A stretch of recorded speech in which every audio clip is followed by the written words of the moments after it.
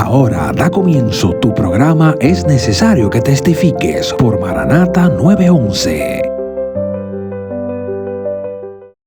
Dios le bendiga, Dios le guarde, te saluda tu hermano Diego Silva y este es tu programa Es Necesario que Testifique, que va por aquí por Maranata 911 y estamos contentos y agradecidos con el Señor que nos permite nuevamente estar aquí compartiendo con cada uno de ustedes y queremos agradecerle su apoyo a lo que es las diferentes programaciones de Maranata 911. Así que muchas gracias a cada uno de ustedes y estamos sumamente contentos, alegres que hemos tenido muchos testimonios, muchos recursos, diferentes hombres y mujeres del Señor que han testificado la grandeza del Señor.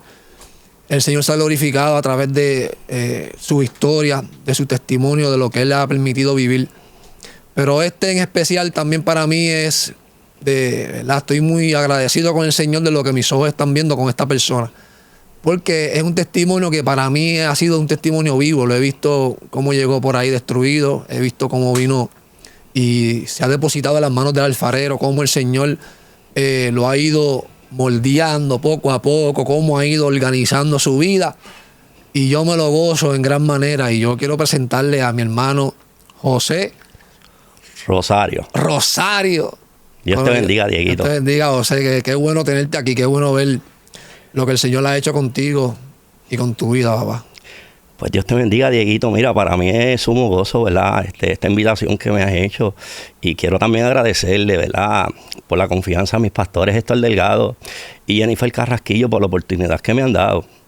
Y estamos aquí para contar parte de mi testimonio, de lo que Dios ha hecho y de las grandezas que sigue haciendo. Porque es necesario que testifique, Diego. Amén, amén. Qué lindo, José. Nos gozamos en gran manera. Saludamos a los pastores, ¿verdad? Héctor y Jennifer, de Maranata Río Grande, una ovejita de aquí de Maranata Río Grande. Y ha sido cercano a nosotros y muchos hemos visto el cambio que Dios ha hecho en ti. Y le damos gloria al Señor. Pero no siempre fue así. Hubo un principio, hubo un génesis de todo, algo donde todo comenzó. Quisiera que me hablara de cómo te criaste, de dónde vienes, que me hablara un poco de tu niñez, tus papás. Pues mira, yo soy el segundo de 3 hermanos, ¿verdad? Vengo de un residencial público, soy nacido y criado en Alejandrina, un residencial público en Guaynabo. Y vengo de una familia, pues para aquel tiempo cuando yo era un niño pensaba que la vida que tenía mi mamá y que tenía mi papá era una vida normal. Porque era un hogar disfuncional, era un hogar donde mi papá salía a trabajar, mi mamá pues se mantenía en la casa cuidándonos a nosotros 3, ¿verdad? Pero llegaba ciertos días en la semana o llegaban los weekends y mi papá se iba los viernes y se desaparecía. Pero cuando llegaba peleando, ¿sabes? Llegaba rompiendo, pues tenían problemas con el alcohol. Si peleas ya desde niño, ¿a qué edad más o menos que te acuerdes estabas viendo ya esta conducta en tu papá? Pues mira, yo te diría prácticamente, Dieguito, desde que era un niño. Porque nosotros no acostumbrábamos mucho a bajar. Mi mamá siempre se dedicó a enseñarnos, a llevarnos a la escuela, a darnos buenos consejos, a enseñarnos buenos modales, ¿verdad? Aún así viviendo en un residencial, yo recuerdo que tenía muchas amistades, nacido y criado en el residencial, imagínate. Y en aquel tiempo no es el tiempo de ahora, porque en aquel tiempo la diversión era cuando era tú estar prácticamente jugando con las amistades tuyas. Ajá. O sea, con tus amiguitos, te salías de crianza, ¿tú me entiendes? A nosotros casi era muy rara la vez que nos dejaban bajar. Sí teníamos la oportunidad cuando ya entendíamos que ellos empezaban a consumir alcohol. Y después que veía pues a mis padres en ese estilo de vida, pues entendía o creía, ¿sabes? Creía como un niño que eso era algo normal. Todas las fiestas que se celebraban prácticamente en el caserío terminaban en casa de mi mamá, terminaban en casa de mi abuela. Mi abuela, una de las mujeres en Alejandrino, quien sabe, ¿verdad? Y le mando saludos a mi mamá y a mi papá, que sé que me tienen que estar oyendo y son guerreros de Dios, son pastores jubilados. Amén. Y muchas de las fiestas que terminaban de parrandas y todo eso terminaban en casa de mi mamá. Yo prácticamente me levantaba por la mañana y encontraba el regalo de botellas de cerveza, de lata, de botellas de ron en la sala. Y eso lo veía como ya algo normal. Sí, que muchos lo ven, exacto, normal, que esa conducta pues se puede tolerar, que pues nada malo sucede. pero sabemos que suceden muchas cosas detrás de verdad, de que lo que es los efectos del alcohol. Entonces te estás creciendo viendo eso. Para ti es normal. Tus papás pues, también bebían. Mira, yo cuando veía a mis papás discutir, era algo que ya estaba tan acostumbrado que en aquel tiempo ya no, pero no sabía que eso iba a perjudicarme en algún momento dado de mi crecimiento. Pero yo me acuerdo, ¿verdad? Que mi mamá era una mujer luchadora. Aún así teniendo a mi papá con ese carácter, un hombre alto, un hombre con su carácter. Y nunca, o sea, nunca vimos el apoyo de mi papá en las actividades. Mira, te voy a hacer Yo me dediqué, a mí me llamaba mucho la atención el baloncesto, cuando era niño. Y empecé a jugar baloncesto a los 8 años, en los residenciales públicos. Me acuerdo que jugaba Canales, todos los residenciales públicos prácticamente de Puerto Rico. Y a los 8 años empezaba a jugar, pero yo me iba solo. No tuviste el apoyo de tu yo papá. no tenía el apoyo de mi papá, sí mi mamá se que mantenía en la casa, mi hermano jugaba también, mi hermano mayor, que hoy en día mi hermano es pastor, ¿verdad? Pero eso entonces empecé a creer en ese ambiente en que no necesitaba tener el apoyo de mi papá o el apoyo familiar en los deportes, porque como nací de esa forma, pues entendía que era algo normal.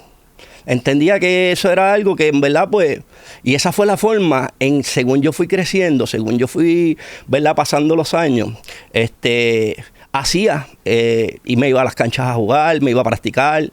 Después a los 12 años, a los 11 años me becaron en Bucapla, fui becado, me dediqué al baloncesto. Y papá nunca no te apoyó, aún así. Viendo que tenías talento, porque a veces podemos decir, ¿verdad? Perdona que te interrumpa, pues, a lo mejor no lo toma en serio el deporte, pero al ver ya que tu decisión de jugar, pues, la tomaste en serio, están becando, se están interesando por ti, pues, tampoco así apoyó. Mira, mi papá, muy rara la vez que nosotros lo veíamos, él siempre trabajaba. Y como te dije, se iba a los weekends y se iba a viernes y a veces regresaba a lunes. Pero hay algo en la historia de mi casa que fue el principio de todo esto que yo estoy viviendo. ¿Por qué? Porque yo sí me acuerdo que cuando yo tenía como unos 11 años, mi mamá empezó a visitar la iglesia. En medio del problema, en medio de las discusiones, en medio de las peleas con 3 hijos que tenía. Yo tenía algunos 11 años. Y empezó a visitar la iglesia y se reconcilió. Y se reconcilió con el Señor. Entonces el Señor, ella como mujer sabia, ella empezó a darle y a dejar los problemas a Dios que trabajara con ellos. Empecé a ir con mi mamá a la iglesia, ya de joven, de muchachito, todavía seguía jugando baloncesto. Y esa era una forma, el deporte era una forma de distraerme, el deporte era una forma en la cual me aferré. Y sí, lo hice con mucho afán. Te digo que lo hice con mucho afán porque tuve buenos resultados a los 16, 17 años. Ya me estaban llamando para practicar superior con Cagua a los 16, pero eso iba más adelante. Entonces, ¿qué pasa? Mi mamá se reconcilia con el Señor y nos empieza a llevar a la iglesia para visitarnos, porque mi mamá necesitaba que su casa, que su familia necesitaba un cambio. No se podía seguir en las peleas, no se podía seguir en el ambiente en que ella estaba viviendo, ¿verdad? Y entonces, ¿qué pasa? Empezamos a ir con mi mamá, después se reconcilia mi hermano mayor, después me reconcilio yo y empezamos a ir con mi mamá. Ahí llegó el evangelio. Llegó el evangelio, llegó la palabra, llegó la promesa, la familia, ¿verdad? Por parte de mi mamá. Claro. Pero entonces yo como a los 14, 15 años, como tenía muchas amistades y empezó a llamarme la atención el mundo, empezó a llamarme la atención la calle. Y entonces, ¿qué pasa? Venía y buscaba excusas para no ir a la iglesia, para no ir con mi mamá a la iglesia. Y trataba de decirle cualquier excusa a mi mamá, pero era contarle irme con las amistades. Porque habían cosas que yo veía en el mundo que me llamaban la atención. Claro, y nosotros podemos entender, mira, a esa edad, 12, 13, lo que le conocen como la edad de los teenagers, creo que es una edad bien difícil en donde todavía no tenemos esa identidad, no sabemos muchas veces. Por eso tuve que en el ámbito secular te dicen que tú vas a estudiar y muchos no sabíamos por dónde vamos a ir, qué queremos, qué profesión queremos estudiar, lo que vamos a hacer cuando seamos grandes, porque estamos en esa transición, estamos buscando quiénes somos verdaderamente. Y por eso es que ahí es que siempre tenemos que estar en todas las etapas de la vida hay que tener cuidado, pero en esa también es cuando se empiezan a tomar decisiones que luego, cuando llega uno adulto, uno, como hablábamos ahorita, se puede arrepentir de todas esas decisiones que uno tomó en su ignorancia. Y ahí es que también el enemigo se aprovecha de nuestra inmadurez, de nuestra falta de conocimiento, de las tragedias, del dolor, de algún trauma, de la falta de apoyo. Estamos vagando, estamos como un barco a la deriva, buscando en dónde anclarlo en un puerto seguro. Entonces, estamos viendo que en tu caso está sucediendo eso. Estás en el deporte, buscando una salida en el deporte, pero ya el mundo te estaba llamando la atención, los placeres del mundo, la conducta, lo que tus ojos ven. Cuéntame. Mira, el mundo, lo que ofrece el mundo es pura mentira. Cuando yo me acuerdo, yo terminé mi escuela, yo terminé mi 4º año. Empecé a coger un curso de contabilidad porque era bueno en las matemáticas. Ya te estoy hablando de 17, 18 años. Cuando me llaman a practicar, el equipo de Caguas, ¿verdad? A hacer una práctica. Yo estaba en Estados Unidos porque recuerdo que me había casado ya con la madre de mis hijos. Y decidí no jugar más baloncesto. Entonces, cuando vengo de Estados Unidos, que vuelvo otra vez y me voy a vivir a Alejandrino otra vez, al residencial donde yo soy nacido y criado, empecé a coger una vida en la cual yo quería hacer las cosas a mi manera. ¿Sabes? Yo había tomado un camino que eso es lo que pasa a veces mucho con la juventud, que se cree que puede hacer las cosas a su manera, cuando en este camino hay un diablo que quiere destruir, que quiere romper lo que Dios ha unido, lo que Dios ha hecho, quiere romper matrimonios, quiere romper los hijos, quiere destruir los hijos, ¿verdad? Y entonces ahí empezó, como diría yo, ahí empezó la historia de mi vida. La historia de mi vida cuando yo empecé a dejar de ir a la iglesia, cuando empecé a divertirme con cosas y placeres que el mundo me estaba trayendo. Tal así que cuando tengo mi 3er hijo, entre las cosas que me pasaba en la calle y pues prácticamente como yo estoy criado en un ambiente en que no tenía apoyo de papi, ¿sabes? Y pues entonces yo pensaba que esa era la forma correcta. Y lo mismo hice con mis hijos. O sea, yo prácticamente nunca estuve. Sí, ni para las graduaciones de mis hijos, ni para los cumpleaños de mis hijos. O sea, mis hijos querían hacer algo, yo sí voy para allá y lo que hacía era que le quedaba mal, porque ya yo estaba involucrado desde los 17 años en el vicio. Yo empecé a probar la droga y eso fue el error más grande que yo pude haber cometido. ¿De droga qué tipo fue?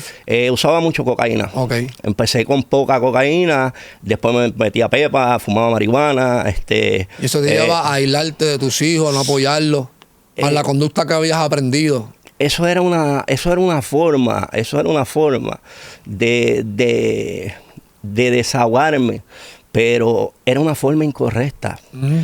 Yo estaba creando un ambiente de perdición en mi vida y en mi casa. Yo estaba creando un ambiente de dolor, de sufrimiento en mi vida y en mi casa. Mira, tal es así que, como te dije, cuando mi hijo más pequeño nace, Cheo, yo estaba preso en Bayamón. Yo estaba en Bayamón.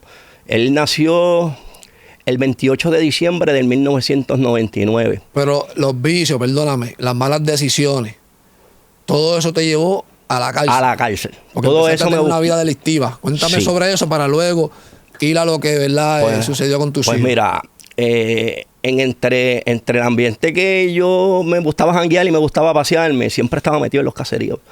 Me metí en los caseríos, llegué a estar en Monteatillo, en Canal, y siempre empecé a conocer muchas amistades. Empecé a tener muchas amistades. Olvidaste el evangelio. Y la vida a lo loco. Entonces desarrollé un carácter que era todo lo contrario a lo que me habían enseñado. Ahora yo decía, el que me la hace, me la paga, yo no me dejaba. Entonces tenía una habilidad con la cual yo había nacido y yo era buenísimo al puño. Claro. Yo cuando peleaba y era joven. O sea, había que decirme, había que respetarme. Tenía agilidad, jugaba un deporte, tenía ciertas destrezas. Pero era algo que en realidad yo pensaba que yo no veía todavía a dónde yo me estaba metiendo.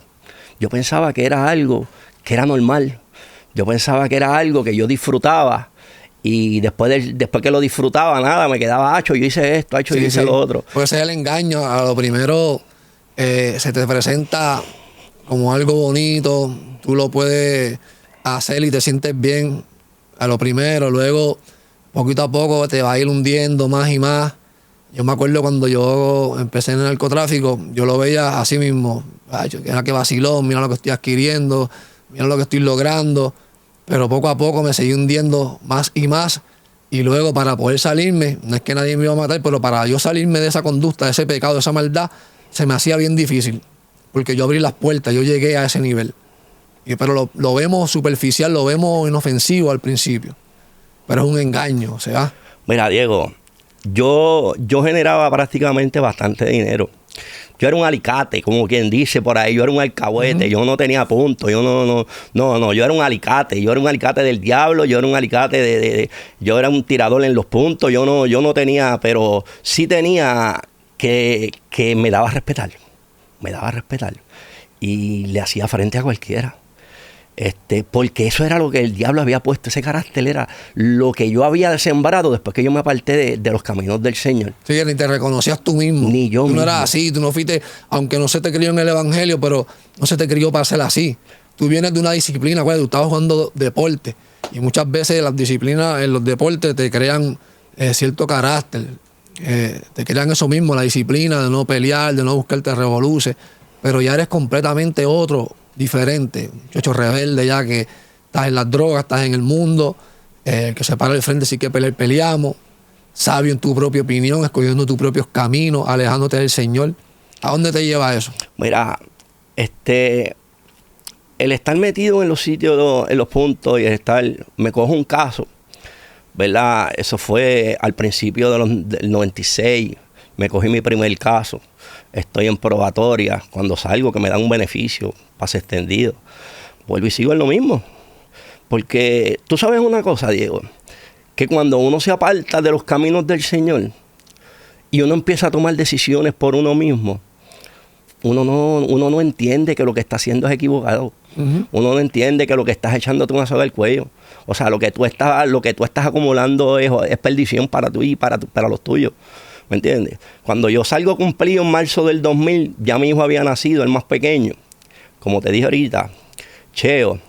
Y me acuerdo que, ¿verdad? No duré mucho con la madre de mis hijos. Después que él nació, me separé, me divorcié. Y empezó una vida, pero una vida que en realidad, una vida... Empecé a consumir más drogas. Ya el dinero que yo me ganaba cuando estaba en los puntos, ya no me lo ganaba porque ya yo me había cogido caso. Y yo no me podía seguir metiendo en los puntos, seguirme cogiéndome caso. Se me había acabado el dinero, pero me había quedado con un vicio, Diego, de casi 800, 900 pesos cada 2 días que yo consumía. Entonces ahí viene el problema. Porque entonces ahí me atrapa un demonio de depresión. Porque ya empiezo a entender que como ya no tengo chavo para mantener mi nota, como no tengo dinero suficiente para yo hacer lo que yo quería, me empieza a causar esa depresión.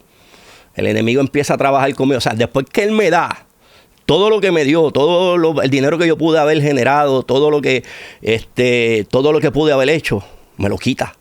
Pero me quedé con un vicio. Me quedé con un vicio que no podía mantener. Todo el dinero que cogía lo gastaba. Me alejé de mis hijos, me alejé de una manera terrible.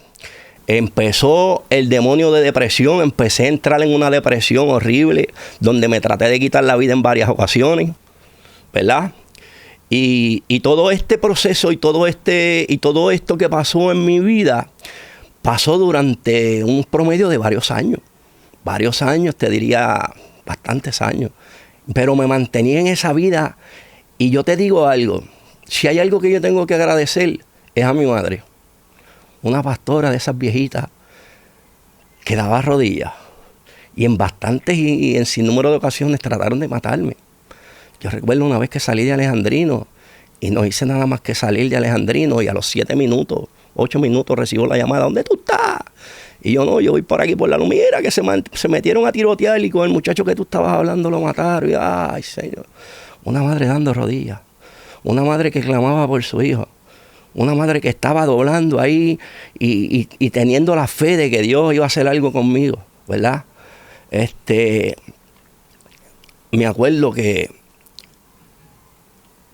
el último jueves del mes de febrero del año 2020, yo estaba, Diego, yo estaba en una condición irreconocible. Él llevaba varios años con esa misma conducta, viviendo de ese mismo estilo de vida, José. Teniendo ese mismo estilo de vida, y lo que tenía era pelea, y lo que había en mi casa era destrucción.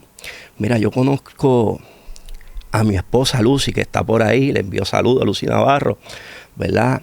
La conocí en el 2007, en un momento dado de mi vida que yo no quería tener relaciones, incluso ella sabe, yo le dije, yo no estoy apto, porque ya había venido de un fracaso, había venido de mis 3 hijos que no podía y no encontraba la forma de poderlos criar, porque me había alejado y me había dado tanto al mundo, a la droga, y le dije, yo no puedo tener una relación seria.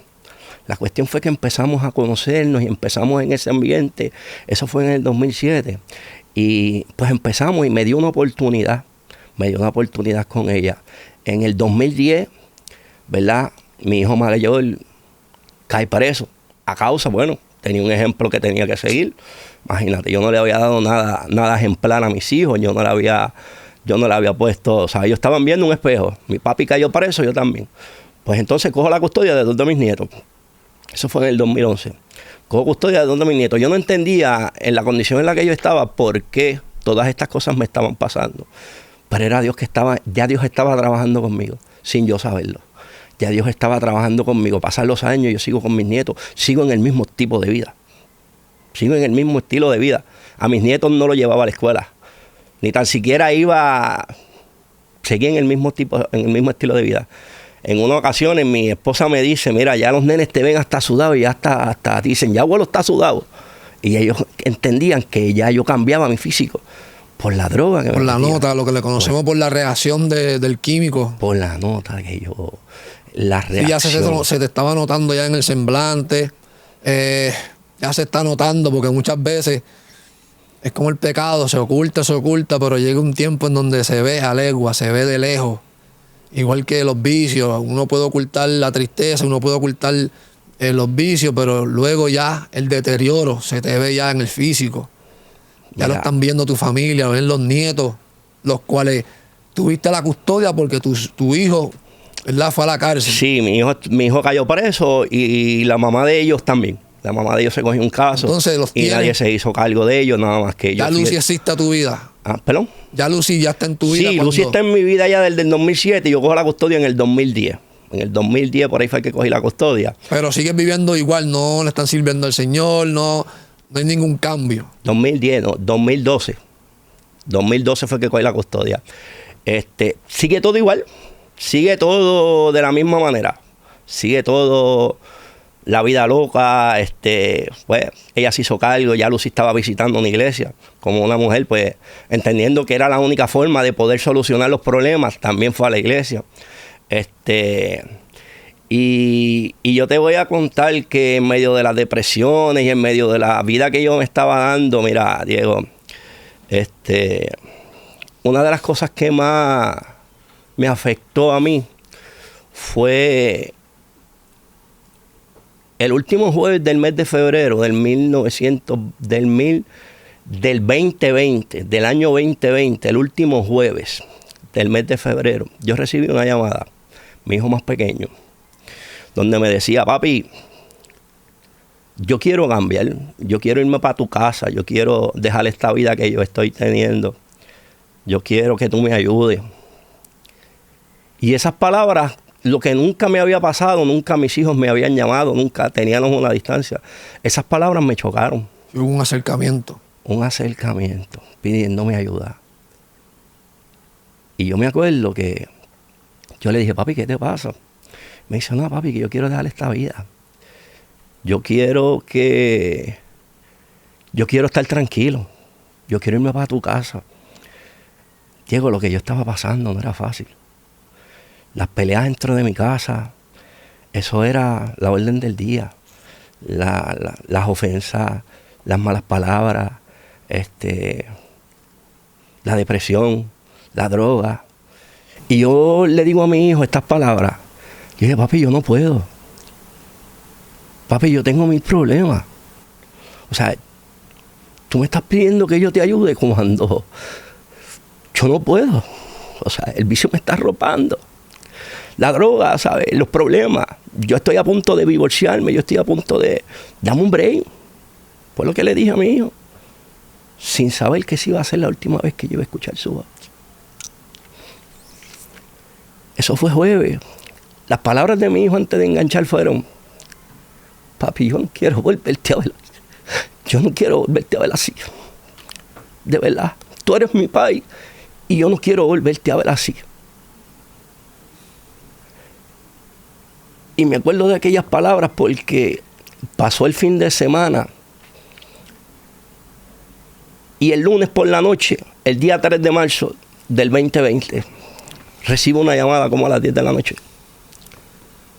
Mi hija dándome una noticia de que mi hijo más pequeño lo habían matado. Que le dieron un tiro en el pecho y que estaba tirado en un negocio en Aguas Buenas.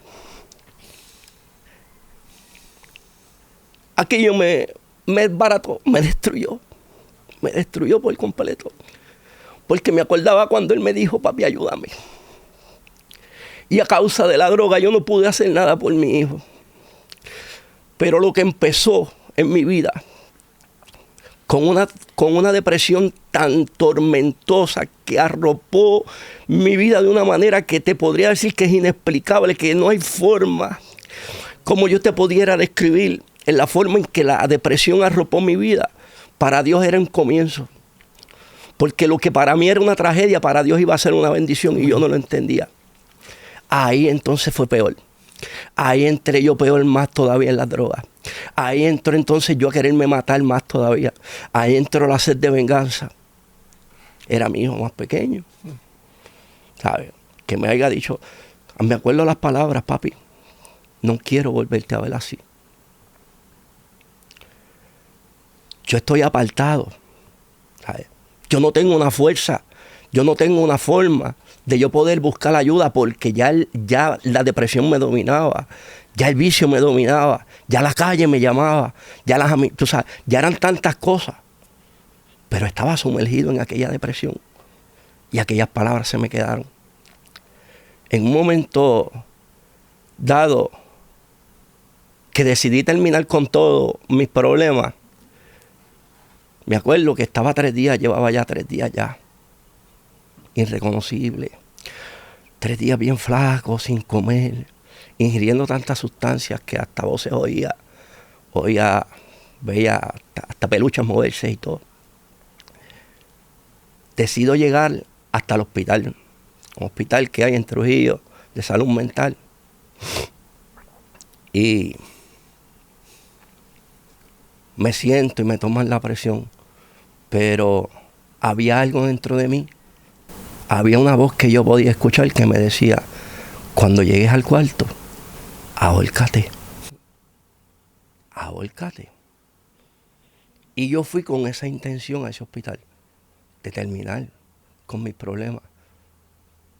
De que ya era un hombre que había sido fracasado, que había sido, que lo había perdido todo.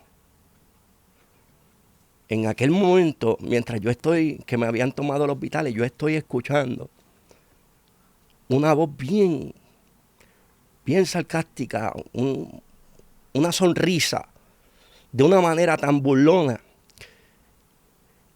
que yo no la podía entender, pero después descubrí que era el mismo diablo, riéndose, en la condición en la que yo llegué acá al hospital.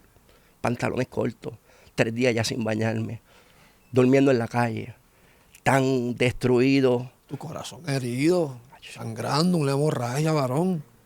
Muchas cosas pasando, muchas heridas, y ahora sucede eso, y eso es como terminar de coger la herida y abrirla. Es bien difícil. Ahora vienen los pensamientos, la culpabilidad, por culpa mía, yo no lo ayudé. Pero ¿y por qué hubiese hecho algo? Empieza el enemigo a tomar ventaja en tu mente, a arrinconarte, a llevarte a esa prisión espiritual. Llegas al hospital, escuchando esas voces de quitarte la vida. Llego al hospital, ya con la decisión de terminarlo todo. ¿Qué pasa? empiezo mientras estoy sentado, que estoy oyendo esa voz que se está riendo, empiezo a recordar cuando era joven, cuando era niño, que mi mamá me empezaba a llevar a la iglesia. Wow. Vi cómo el matrimonio de mi mamá fue la primera que se reconcilió, después se reconcilió mi hermano, yo, y después a los años mi papá se reconcilió. Vi cómo el matrimonio, me acordaba cómo el matrimonio de mi mamá, Dios lo restauró. ¿Qué pasa? Me empecé a acordar cuando yo pertenecía a la sociedad de jóvenes. En ese momento... En ese momento de pecado, en ese momento de depresión, en ese momento de quererme quitar la vida, Dieguito, yo estaba tan endemoniado que yo escuchaba el demonio en el cuarto riéndose, aún así celebrando, porque cuantito yo pisara en ese cuarto yo me iba a volcar. Y llegó el pensamiento. Y empiezo a recordar. Las memorias. Tú sabes algo, mira, Diego, eso lo provocó las rodillas de una madre. Y yo quiero decirle a las madres que están pasando por un momento difícil, que no se rindan. Son madres de guerra. Son madres que pelean por su casa. Sigue peleando. Porque aunque no vean nada, Dios está orando. Amén. Pelea por tu matrimonio. Porque aunque no veas nada, Dios está orando.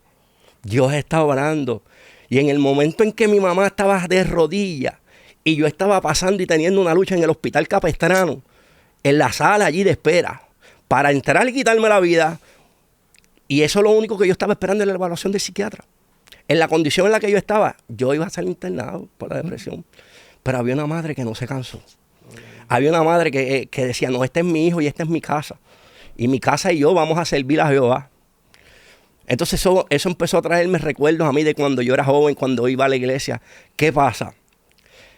En el momento, llega un momento cuando estoy recordando que me acordé de estas palabras. Me las susurraron al oído en ese momento. Amanecido, bajo los efectos de la droga, en depresión, endemoniado, pasando por los recuerdos de mi hijo que no lo pude ayudar, pero oí estas palabras. Un pensamiento suicida. No, aquello es algo horrible. Eso es un demonio que tú no ves que la persona que llega a ese nivel se quita la vida, no tiene perdón. O sea, estamos hablando de algo serio. Y algo que en este momento, claro, algo que en este tiempo... alarmante las estadísticas. Hoy día han subido las estadísticas sobre eso. En este tiempo las estadísticas están bien altas por eso. Porque el enemigo lo que se ha tirado a la calle es a destruir.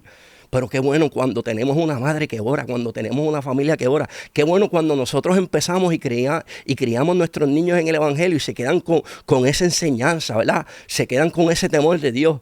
Pero que esas palabras que vinieron a mi oído en aquel momento, después de haber tenido muchos pensamientos, o sea, vinieron tantos recuerdos, vinieron tanta manera, todo lo que había perdido, o sea, fueron muchas cosas envueltas, muchos sentimientos encontrados.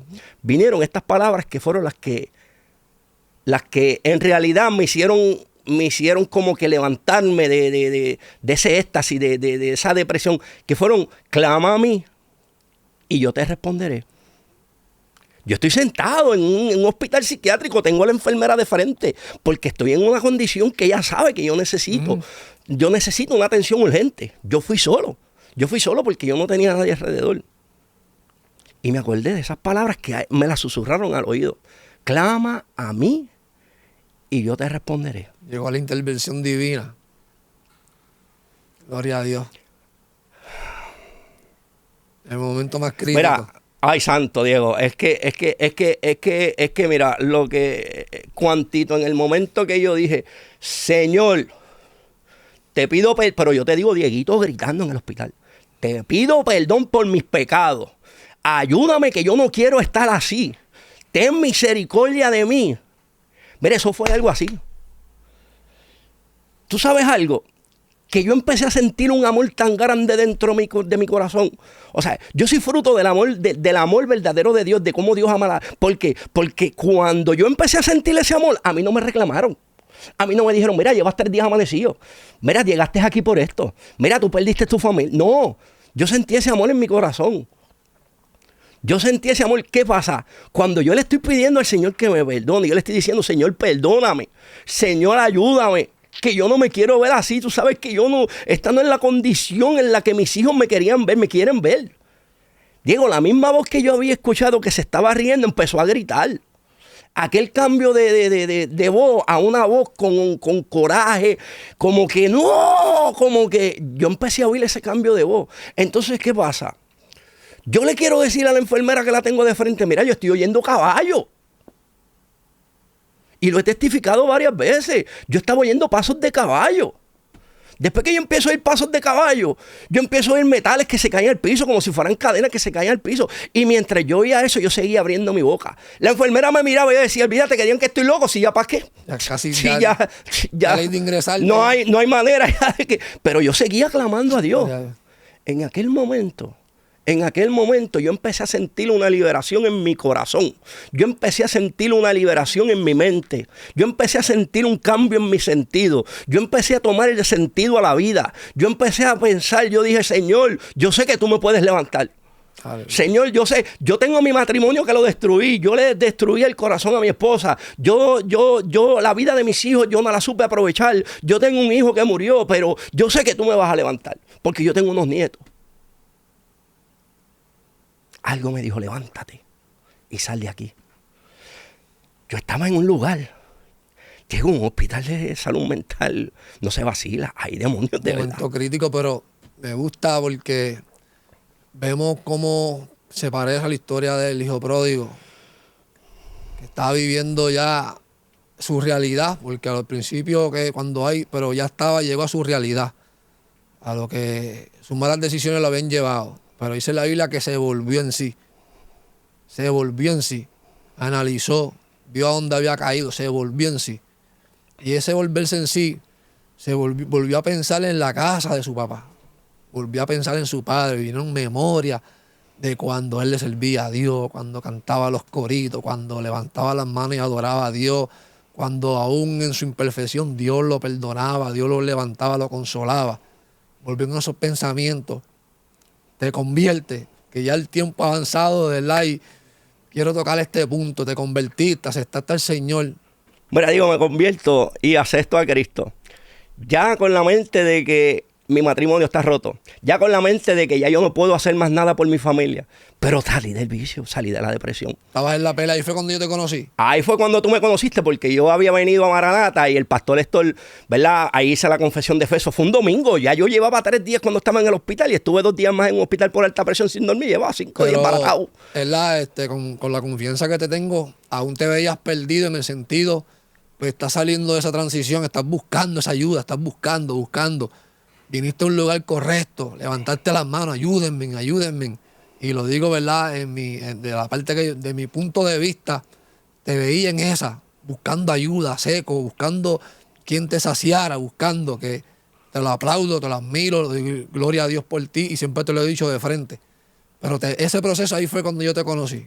Sí. Buscando. Cuando tú me conociste, yo estaba sometido. Desorden, destruido, lloraba casi todos los días. Me desahogaba, era casi todos los días, me decían lo mismo. Mira, Diego, cuando yo salí de aquí de la iglesia de reconciliarme con Dios, yo me fui en casa de mi mamá y al otro día quedé que irme para un hogar. ¿Y qué pasa? No se dio lo de irme para el hogar, pero me quedé en casa de mi mamá. Mira, Diego, yo hice una parte importante en mi vida. Porque no tan solamente me reconcilié, empecé a someterme con Dios.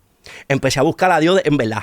Yo dije, no, el diablo no va a seguir vacilando. No solamente a profesarlo. No solamente fue profesar. A vivirlo. Mira, no solamente fue lo que lo confesé con mi corazón, sino que hubo las acciones que yo tuve que hacer demostraban que en realidad había un cambio. Cuando yo llego aquí a Maranata, que los conozco a todos ustedes, pues ya yo estoy en el proceso de que yo estoy luchando, de que yo, ¿verdad? Pues, pero ya no tenía comunicación con mi esposa. Mira, yo estuve 1 año para poder tener la primera comunicación con mi esposa después que yo me reconcilié.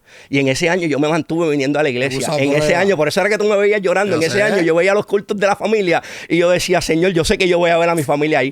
Señor, yo sé que yo me voy a ir así. Se lo decía a cada uno de los muchachos. A cada uno de los muchachos y siempre me daban consejos. José, sigue clamando. José, sigue orando. Sí. Mira, Diego, llegó el momento en que, me acuerdo, cada vez que se termina en la iglesia Maranata de aquí de Río Grande,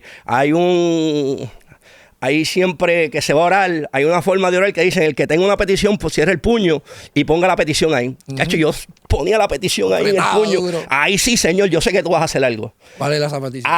Chacho, volver a mi casa, volver con mi esposa, tener a mis nietos. Acuérdate que yo tengo la custodia. Pero ya yo sabía, Diego, que era cuesta arriba. Claro, era cuesta arriba. Demostrar. Diego, era cuesta arriba. Yo le había hecho canto del corazón a mi esposa. Cuando de momento, yo me acuerdo un domingo que el pastor está predicando, mi esposa fue de visita y se me paró al lado.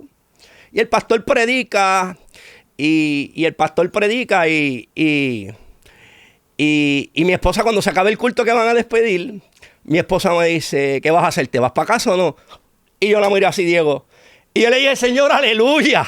Esto es algo que yo no me esperaba. El pastor terminó de predicar. En ese momento me pasó por él, le doy un abrazo y le digo, pastor, me voy para mi casa. Y el pastor me mira y me hace, ¿en serio? Y le dije, sí, me voy para mi casa. Dios contestó una petición.